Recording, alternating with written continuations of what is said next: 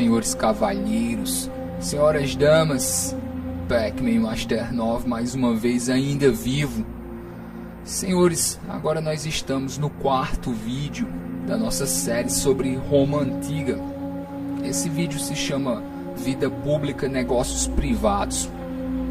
Antes de qualquer coisa, eu quero dizer que a questão mais importante aqui nesse vídeo, talvez uma característica de Roma, é que vida pública e negócios privados, eles não se diferenciam. Esse talvez seja o ponto mais importante desse vídeo. Para a visão moderna, é muito difícil pensar em uma vida pública gerida como se fosse negócio privado. Mas é exatamente assim que ocorre em Roma. A vida pública, a questão pública, ela é um negócio privado de determinadas famílias. E ao longo desse vídeo eu vou dar os exemplos. Vocês vão entender que as pessoas os nobres, os notáveis, eles gerenciam a coisa pública como se fosse um bem privado. E o mais interessante, talvez, é que a vida pública ela é uma espécie de investimento. E essas famílias, elas pagam, elas tiram do bolso delas para colocar na vida pública, no negócio público, na carreira pública. Não é hoje como ocorre, como nós fazemos atualmente, em que um deputado, um senador, ele vai gastar dinheiro com a campanha política. Não é isso. O que eu estou dizendo é o seguinte: determinadas ações, determinadas construções, jogos são pagos diretamente pelaquela determinada família e ela recebe uma espécie de homenagem por isso. Vamos falar ponto por ponto, vocês vão entender melhor e vocês verão que é completamente diferente da nossa noção de gestão pública atual. Funções públicas, senhores, dignidade privada, elas se confundem em Roma Antiga. Políticos, esse vídeo é bem dedicado à política. Políticos romanos, mais uma vez, eles veem a sua gestão pública como se fosse algo privado deles, inclusive, eu diria mais, da família deles. Então, eu falei aqui no último vídeo que, senhores, existe a coisa da fidelidade, do clientelismo. Então, vocês já veem por aí. Você está envolvido em uma vida pública exige que você tenha muito dinheiro. E é só por isso que determinadas famílias conseguem se envolver. Porque o fato de você ter vários fiéis, o fato de você ter uma clientela, o fato de você ter vários clientes, o que seria uma demonstração de poder e de influência política, isso custa muito dinheiro em Roma. Então, só o fato de você ter uma clientela, eu falei da multidão de pessoas que se reúnem no vídeo passado, eu falei isso todos os dias pela manhã, os clientes, os fiéis, senhores, pessoas que têm laços de fidelidade, não escravos, tá ok? Pessoas com laços de fidelidade, essas pessoas elas vão prestar o obséquio pelas primeiras horas da manhã, todos os dias. É a clientela daquela família, daquela casa. E aquilo mostra a influência política. E eu falei no último vídeo que muitas pessoas são clientes, têm laço de fidelidade, porque todos os dias de manhã eles recebem uma moeda para poder se alimentar. Estão aí, senhores, filósofos, poetas. Existe toda uma multidão, vamos dizer assim, de pessoas que estão ao redor daquela casa, daquela família, tem laços de fidelidade. Eu falei que quando o Senhor vai para a guerra, muitas vezes, alguns desses fiéis o acompanham, são laços de fidelidade, tá ok? Nem sempre envolvem dinheiro, porque muitos fiéis, eles são mais ricos do que seus patronos, mas o que é que eles desejam? Influência política daquela família. Então, influência política, o nome vale dinheiro. Tá ok? Então, só pelo último vídeo falando dos clientes que circundam a casa de uma determinada família, Por aí nós já tiramos que você, para ter influência política, começa com sua clientela e você já começa gastando dinheiro por aí. Mas não é só aí, isso é só o começo. Tá ok. Senhores, o que ocorre na administração romana, na política romana, é o seguinte: cada superior, vamos imaginar a hierarquia de todos os cargos, né? Como é que essas famílias conseguem tirar dinheiro do Estado? O que ocorre mais ou menos é o seguinte: os superiores, eles roubam, eles pilham os subordinados. Isso desde o imperador até os camponeses. Isso ocorre também no exército, tá ok? Os superiores, eles roubam os subordinados com as mais variadas desculpas. É assim que as famílias tiram dinheiro da política. Como ocorre? Vou dar um exemplo aqui do exército. Nós sabemos hoje que 25% dos soldados, vou dar um exemplo aqui de como ocorria, como as famílias tiram dinheiro. Senhores, 25% dos soldados, eles praticamente não faziam nada. Por quê? Porque eles pagavam a seus oficiais para não fazerem nada. Então, se no exército romano você já tira aqui 25% dos soldados, mais ou menos, de acordo com o que nós sabemos hoje, não faziam nada, porque eles tinham dinheiro para pagar seus superiores para não fazer nada. Se um soldado ingressava e ele tinha um azar de descobrirem que ele tinha algum dinheiro, o superior dele ia colocá-lo, senhores, ia fazer a vida dele um inferno, até que ele pagasse para ser liberado. Eu estou dando um exemplo aqui de um exército, mas isso ocorre em todas as instâncias.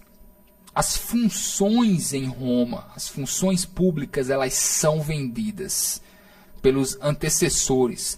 Vamos dizer que eu sou uma espécie de escrivão, como nós temos hoje. E num determinado momento eu vou me aposentar, outra pessoa virá para o meu lugar. Aquele cargo, ele me pertence. E mesmo que eu me aposente, é como se aquela função ainda me pertencesse. Então eu posso vender o meu lugar. A maioria das funções públicas são vendidas em Roma. Tá ok. Algumas delas, inclusive, tabeladas. Então, eu tenho alguma função, vou me aposentar. Eu escolho a pessoa, ela na verdade ela vai comprar ela para poder trabalhar ali, tá ok? Outra coisa que ocorre são as recomendações vendidas. Vamos dizer que eu sou um patrono influente. Existem pessoas entre os meus clientes, as pessoas querem minha influência política, eles compram cartas de recomendação. O nome da minha família vale dinheiro. A propina na política romana, ela existe em toda parte. E como eu disse, inclusive em alguns lugares ela é tabelada. E, senhores, pilhar as províncias. Vocês veem esses edifícios, esses prédios romanos, vocês veem as cidades. Esse dinheiro, essas riquezas, elas vieram das províncias. É uma espécie de hierarquia da exploração. O que ocorre é o seguinte: determinadas famílias elas exploram as províncias através de impostos. Eles conseguem cargos simplesmente para isso, para poder cobrar impostos. Às vezes, o império ele tem até que interceder nos negócios municipais, porque uma determinada elite de uma cidade simplesmente esfolava os cidadãos de tanto cobrar impostos. Aqui há uma questão interessante. Eu falei aqui, vocês já entendem mais ou menos como funciona a clientela e o patronato. Eu falei que a clientela, a multidão de pessoas livres que circunda a casa, é uma espécie de índice da minha popularidade política. Eu compro essas pessoas, na verdade, eu compro elas de duas formas. Uma é com dinheiro diretamente e a outra é com influência. Ou eles estão interessados no meu dinheiro, minimamente pelo menos em um prato de comida para alguns, ou eles estão interessados na influência da minha família porque eles estão interessados em em começar alguma carreira pública e eles querem estar debaixo das minhas asas, eu como senhor. E tudo isso custa dinheiro. Dinheiro ou influência. Tá ok? Senhores, na verdade, dinheiro e influência acabam sendo a mesma coisa, principalmente em Roma Antiga. E agora que vocês entendem mais ou menos como funciona a clientela e o patronato, eu vou explicar como as famílias conseguem o apoio da multidão como um todo. Ou seja, vamos dizer que eu já tenho um apoio, eu já tenho os meus clientes, ok? Mas como eu quero uma carreira política ampla, eu preciso do apoio da cidade inteira. Então o que é que eu faço? Aquele dinheiro que eu ganhei explorando as províncias, aquele dinheiro que eu ganhei explorando os meus subordinados dentro do funcionalismo público, o que é que eu vou fazer com ele? Senhores, eu vou pagar espetáculos, eu vou construir teatros, eu vou pagar corridas, ok? E eu vou pagar, senhores, o espetáculo dos gladiadores. Tudo isso tem um nome, chama ludi, os romanos. São todas essas coisas que são feitas para que os pobres, para que os plebeus esqueçam de sua pobreza. E esse é o principal investimento público que as famílias fazem. O lude, ou seja, os espetáculos, e a construção de prédios públicos. Então, por aí você vê que todos aqueles prédios, todas aquelas construções, desde as mais pequenas até as mais gigantescas e faraônicas, em última instância, todas elas vieram da exploração das províncias.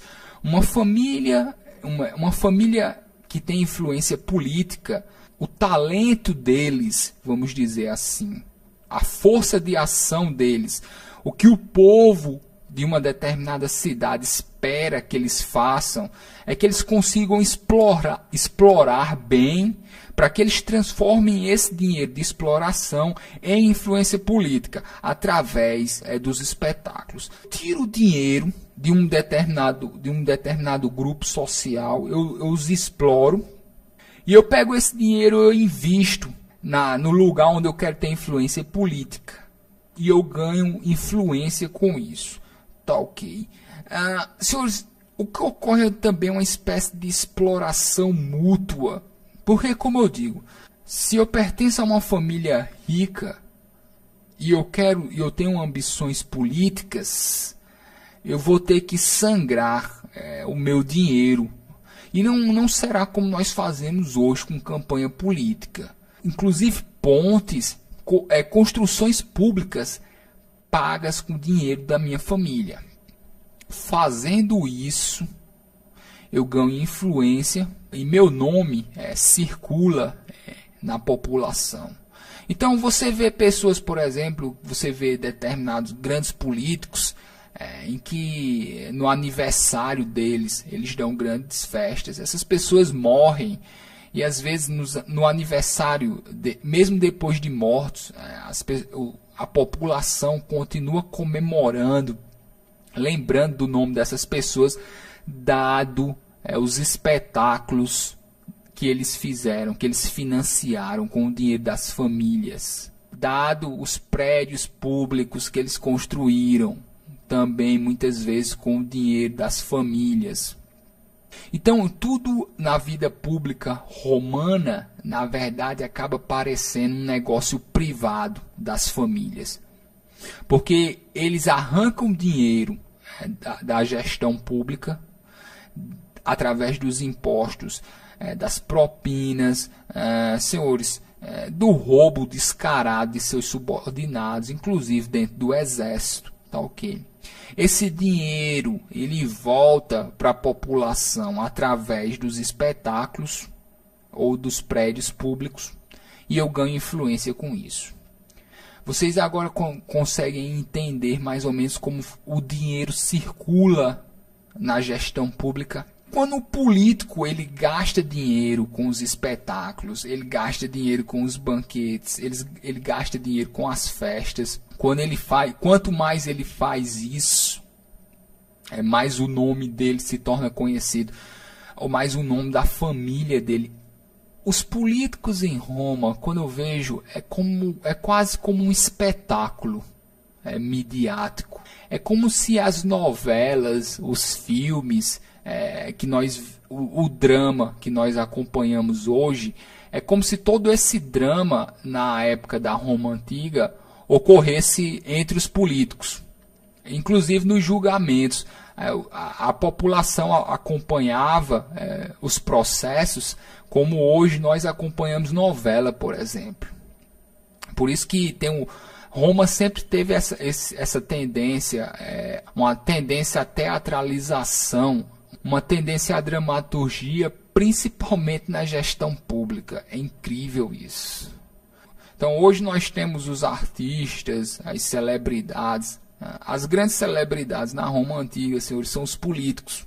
E a vida desses políticos, a vida dessas famílias, ela está na boca da população. Tudo que essas famílias, essas pessoas querem é se tornar famosos, bem vistos. E, senhores, às vezes um determinado político ele é tão amado pela população, obviamente por causa dos espetáculos, dos banquetes, dos prédios, tudo isso que ele paga, às vezes com o dinheiro da família diretamente. Às vezes ele é tão amado, senhores, que quando um político morre, você vê pessoas e pessoas, senhores, multidões inteiras chorando. Nós temos relatos aqui. Então vocês entendem que existe essa espécie de exploração mútua, certo? O povo, a população, ela também explora as grandes famílias, porque eles exigem os espetáculos, eles exigem os teatros, eles exigem as corridas de carro, eles exigem os combates dos gladiadores. Senhores, e tudo isso custa muito dinheiro. E não é só isso. Muitas vezes uma determinada família precisa construir um banho público no centro da cidade. Muitas vezes eles precisam, senhores, construir pontes que são caríssimas. Muitas vezes o exército, senhores, não está dando conta. Eles precisam comprar mercenários. Tudo isso diretamente do dinheiro da família. E nós temos essa sociedade em que pessoas ricas são vistas como celebridades, precisam ser amados, precisam ser conhecidos, precisam ser famosos, até ovacionados. E eles gastam muito dinheiro com isso. O que ocorre aqui é o seguinte, na verdade, às vezes parece ter uma postura irracional por parte da nobreza, dos notáveis. Por quê? Porque existe uma competição aqui, uma competição de ostentação. Cada família que deu o maior banquete, cada família, senhores, que pague pelos maiores espetáculos, cada família que construa os maiores prédios e os mais duradouros, que obviamente terão o nome da família lá gravado em pedra. Vocês veem que é uma competição constante entre a nobreza para que ela sempre seja, para que ela nunca seja esquecida pela população. É uma competição entre a nobreza por ostentação de poder e influência. Poetas satíricos muitas vezes escrevem sobre essa figura do novo rico que deseja algum lugar na vida pública e corre logo a pagar banquetes. Senhores, isso ocorre porque a pessoa pública, ela precisa disso. Então, a política romana, mais uma vez, a política romana, ela é construída assim. Ela foi desenvolvida assim. Ela nunca foi de forma diferente. Tá ok. A nossa visão, nós vemos a sociedade romana como se ela fosse uma sociedade corrompida por agir assim. Mas, senhores, na verdade, nunca foi diferente. Isso se formou assim, isso sempre foi assim. E a nossa política, ela veio disso. Não é que é uma manobra É isso que eu quero dizer, não é uma manobra de pão e circo. A política romana, ela é pão e circo, quase em sua totalidade, senhores. Vocês falam os exércitos que precisam, senhores, que vão conseguir novas províncias, mas o objetivo primordial do exército conseguir novas províncias é para que elas venham a ser exploradas e que, por sua vez, esse dinheiro vindo da exploração se transforme em influência política através dos espetáculos e das construções. O dinheiro na coisa pública romana, ele gira dessa forma. Quanto mais construções, quanto mais espetáculos a minha família financia, mais honras eu tenho. E quando um político, quando um nobre morre, essas honras, que na verdade é o dinheiro que ele gastou durante a vida com esses espetáculos e construções, isso para sempre será lembrado com motivo de orgulho. Porque, por exemplo, a minha família, vamos dizer que a minha família construiu uma ponte que liga a província. Minha família sempre será lembrada pela construção daquela ponte. Minha família sempre será lembrada pelos espetáculos grandiosos que proporcionou a determinada cidade. Então minha família precisa ter talento na exploração.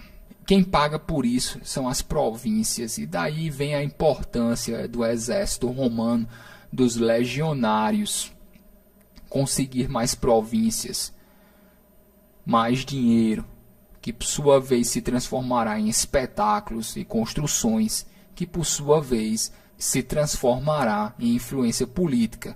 Serão as honras da minha família, as construções que ela fez, os espetáculos que ela pagou, os banquetes que eu proporcionei.